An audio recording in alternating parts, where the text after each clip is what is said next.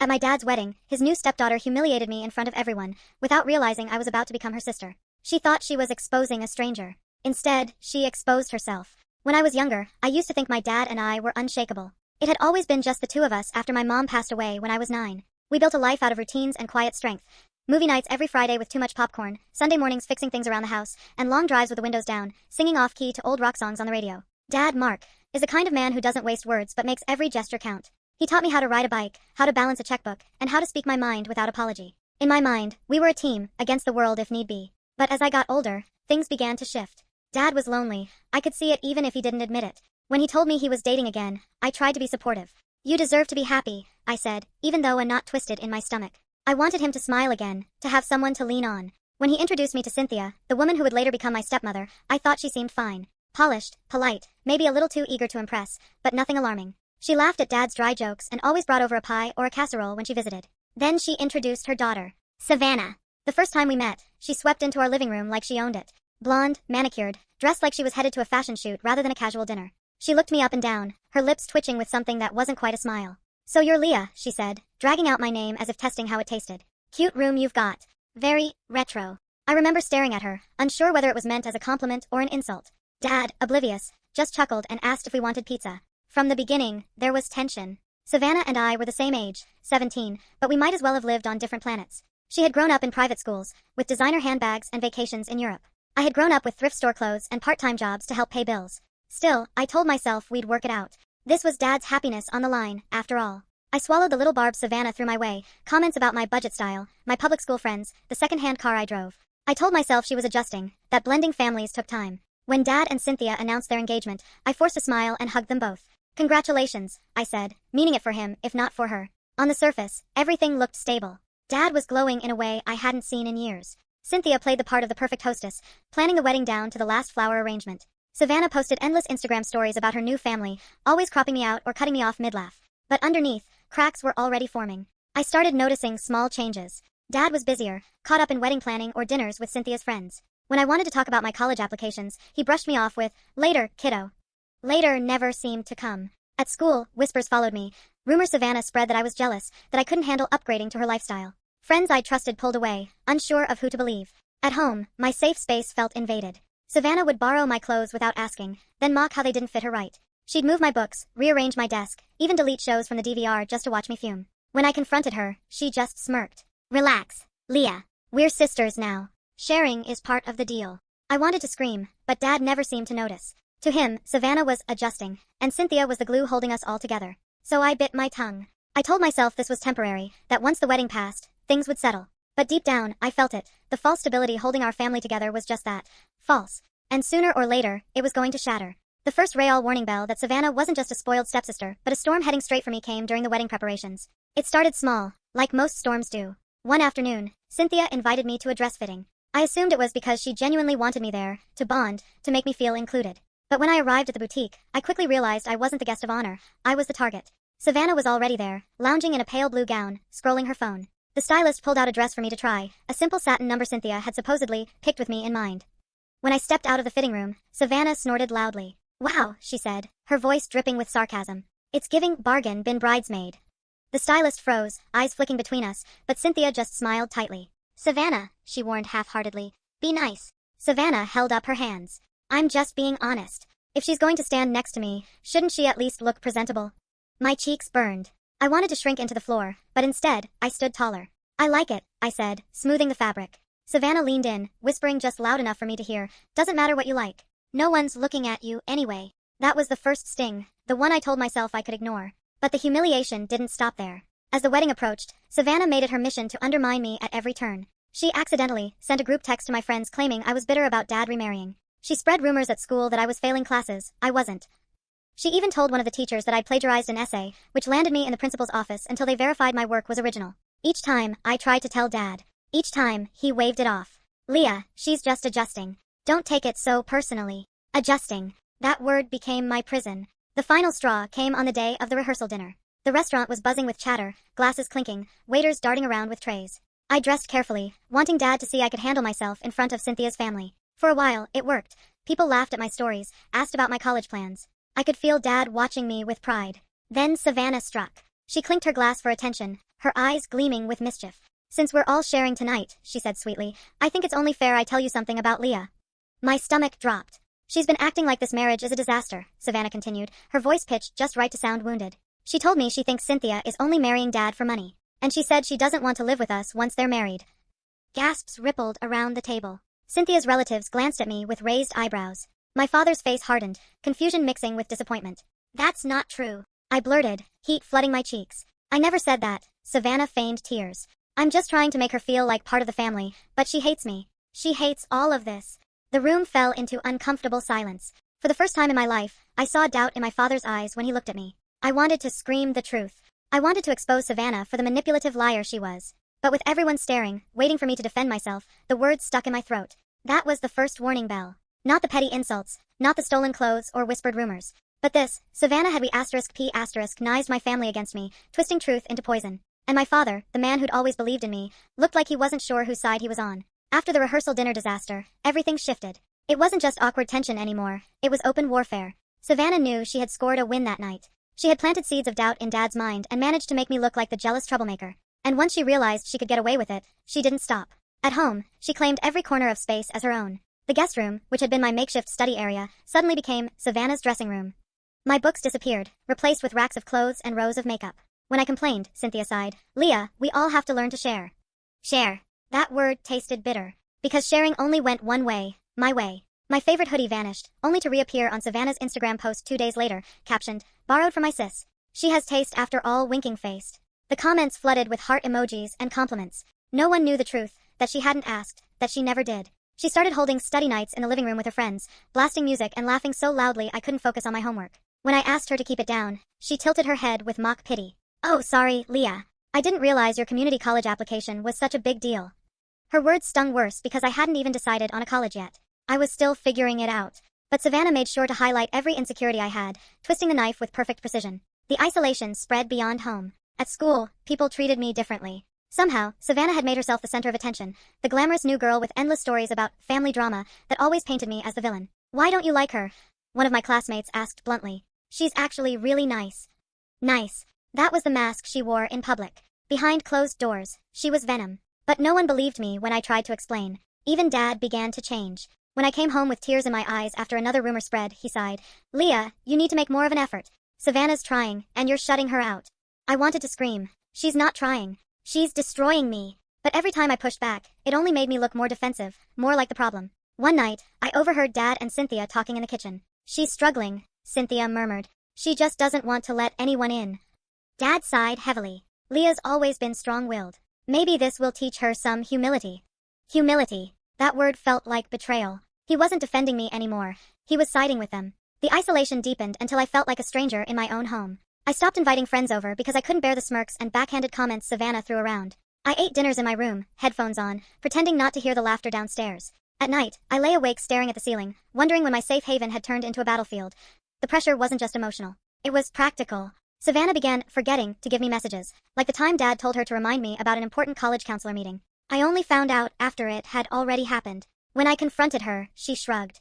"Oops. Guess you should check your calendar more often." Dad's disappointment after that stung worse than anything. "You can't afford to miss things like this, Leah," he said, shaking his head. It was like Savannah was pulling invisible strings, orchestrating my downfall while I danced helplessly to her tune. And for a while, I believed she was winning. But deep down, in the middle of all that pressure and isolation, a spark of defiance began to grow. Because if Savannah thought she could rewrite who I was, she was wrong. And soon enough, the truth she worked so hard to bury was going to surface. The revelation didn't come all at once. It crept in slowly, like sunlight seeping through cracks in heavy curtains. But once I saw it, I couldn't unsee it. It began with Savannah's grades.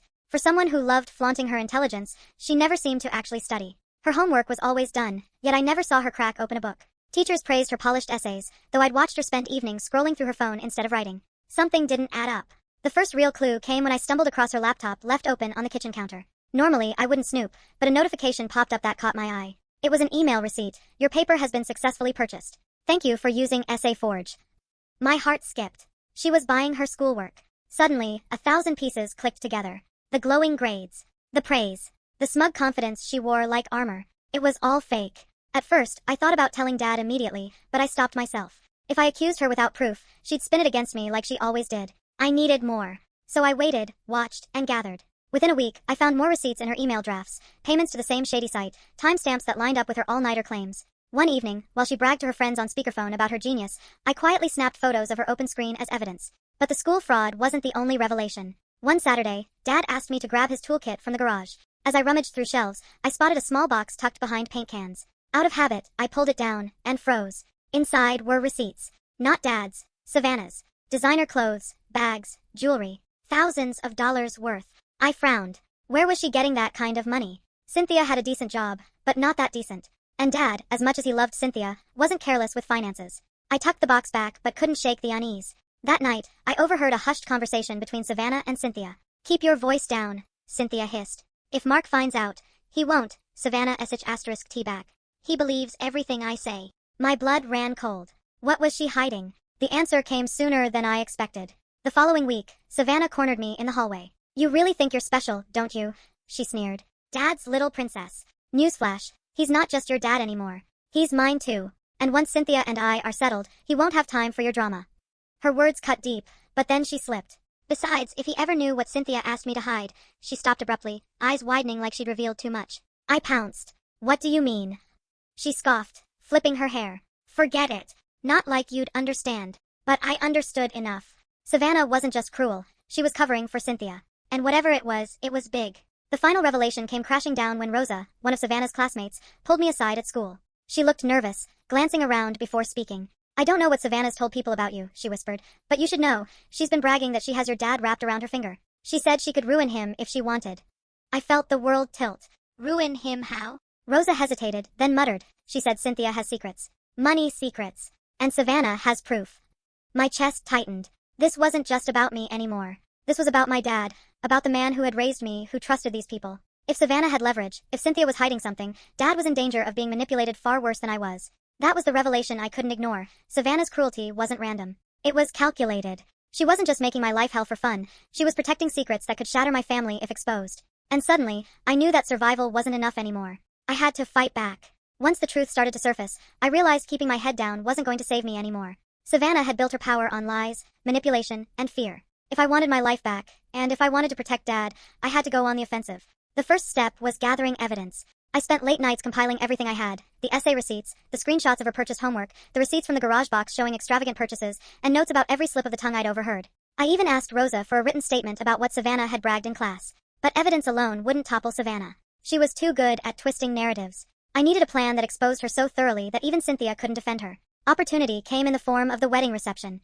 Cynthia was planning it to be a grand affair, a glamorous display of her new life with Dad. Guests from both families, co-workers, neighbors, all of them would be there. And Savannah, of course, had made it clear she intended to be the star. I decided that if Savannah wanted a stage, I'd give her one, just not the way she imagined.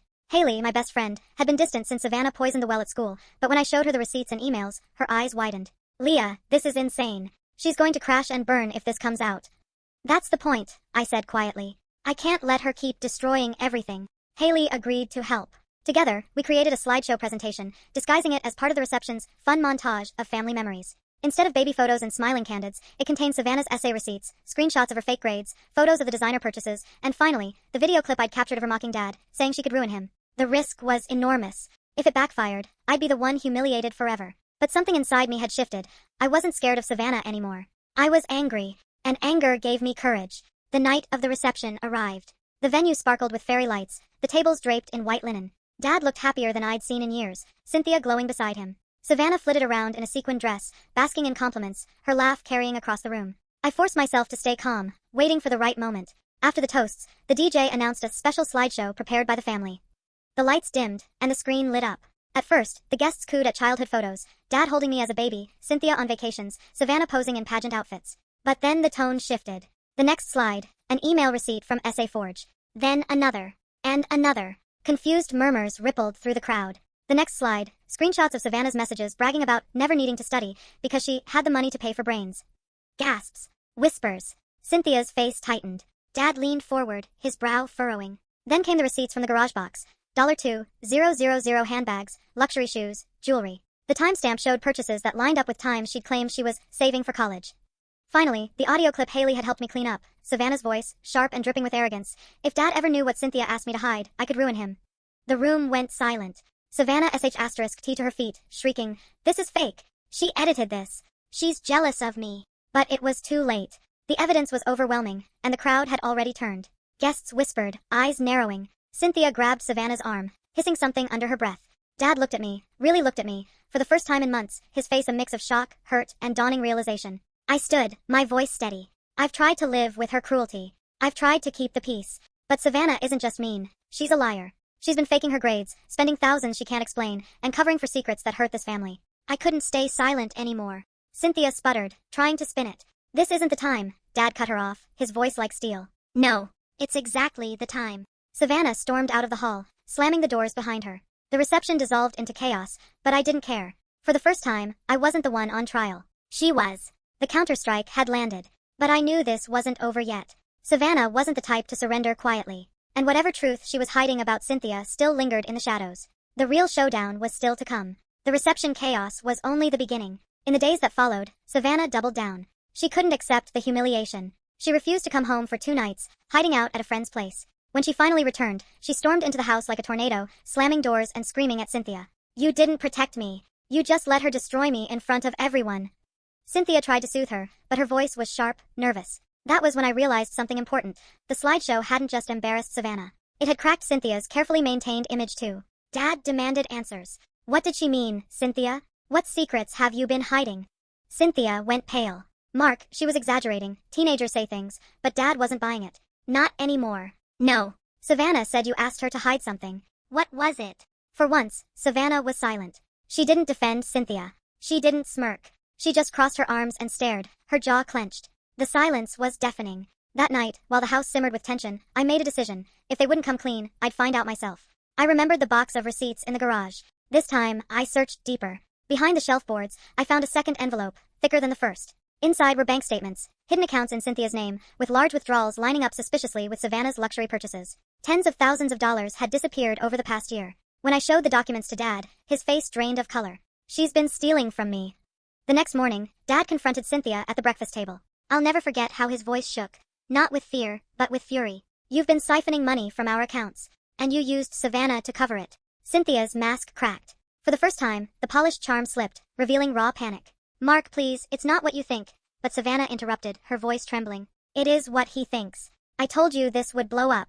I told you Leah wasn't as stupid as you thought. Cynthia whipped her head toward Savannah. Shut up. No. Savannah shouted, tears finally spilling. You made me lie. You made me keep your secrets. Do you know how exhausting it is to carry all of this? To pretend. I hate her, yeah, but I hate you more for dragging me into this mess. The house erupted. Dad demanded the truth. Cynthia admitted she'd been hiding debts from a failed business venture and had been draining his savings to cover it, hoping to replace the money before he noticed. Savannah had known all along, and had we *p*nized that knowledge to keep me under her thumb. It felt like the ground split beneath us. Dad's face hardened as Cynthia sobbed, begging for forgiveness. You lied to me. Both of you. And you tried to turn Leah into the villain while you burned this family down. Savannah's mask crumbled completely. Her bravado, her smirks, they evaporated. She looked small, cornered, a child caught in a storm of her own making. But I didn't feel pity. Not anymore. This is what you've been protecting? I asked her, my voice low. Not family. Not love. Just lies and greed. For the first time, she couldn't meet my eyes. The final showdown ended with Dad telling Cynthia to leave. He packed her bags himself, his movements rigid and controlled. Savannah followed her mother, still crying, still protesting, but Dad's decision was final. I won't let you destroy Leah, he said firmly. And I won't let you destroy me. As the door closed behind them, the house fell silent. For the first time in months, I felt like I could breathe. The war was over. The truth was out. But the aftermath, the wreckage they left behind, was something we'd both have to face. When the door closed behind Cynthia and Savannah, the silence that followed was almost suffocating. No more shouting, no more footsteps pacing the hallway, no more constant sense that I was one wrong move away from another ambush. It was quiet. Too quiet. Dad and I sat in the living room, the weight of everything pressing down on us. He looked older than I'd ever seen him, his shoulders slumped, his face lined with exhaustion. I didn't know what to say. For so long, I had wanted him to see the truth, to defend me, to stand on my side. Now that he finally had, I wasn't sure how to process it. I should have listened to you, he said finally, his voice thick. I let them play me. I let them hurt you. For a moment, anger flared in me. He had let me down. He had believed Savannah over me. He had brushed off my pain as exaggeration. But as I looked at him, broken, ashamed, I realized holding on to that anger wouldn't heal either of us. You see it now, I said softly. That's what matters. In the weeks that followed, we tried to pick up the pieces. The financial mess Cynthia left behind was enormous, but Dad worked with lawyers to freeze her hidden accounts. Slowly, he regained control of his money. It wasn't easy, but it was a start. For me, the biggest battle was rebuilding my reputation. At school, whispers lingered. Some kids still believed Savannah's lies, but others, after the reception fiasco, started to see her for what she really was. A few even apologized for siding with her. Rosa became a true ally, reminding people of what Savannah had bragged about. Haley and I patched things up. I should have trusted you sooner, she admitted one afternoon as we sat in a cafe near school. I let Savannah get in my head. But you never stopped fighting. It felt good to hear, but it also made me realize how deeply Savannah's manipulation had spread. She'd nearly cost me friendships, opportunities, even my bond with Dad. The house felt emptier without Cynthia and Savannah, but in a way, it also felt cleaner. Dad and I started cooking dinners together again, watching movies on the couch, even going on weekend hikes like we used to. It wasn't perfect. We still had scars, but there was peace. One evening, Dad sat me down. I know I've made mistakes, he said quietly, but I want to earn back your trust. From now on, it's just us. No more lies. No more outsiders tearing us apart.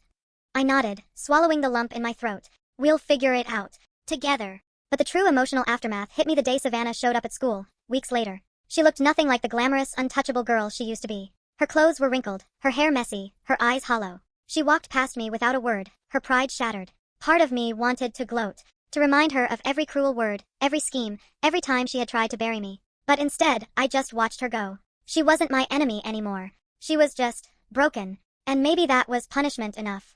As for Cynthia, I never saw her again. Dad filed for divorce, and from what we heard, she moved in with relatives in another state. Rumors floated back. Debt collectors, unpaid bills, jobs lost. The empire of lies she built had crumbled completely. In the end, what Savannah and Cynthia tried to destroy had only made me stronger. I had learned to stand my ground, to fight for the truth, even when no one believed me. And Dad had learned that love wasn't about blind trust, it was about listening, really listening, to the people who mattered most. Sometimes, when I lie awake at night, I think back to those months of torment. I think about how close I came to breaking, how isolated I felt. But then I remind myself, I didn't break. I survived. And as Dad and I sit on the porch of our quiet house, sipping tea in the evening light, I know one thing for certain. They tried to make my life hell. But in the end, the truth set me free.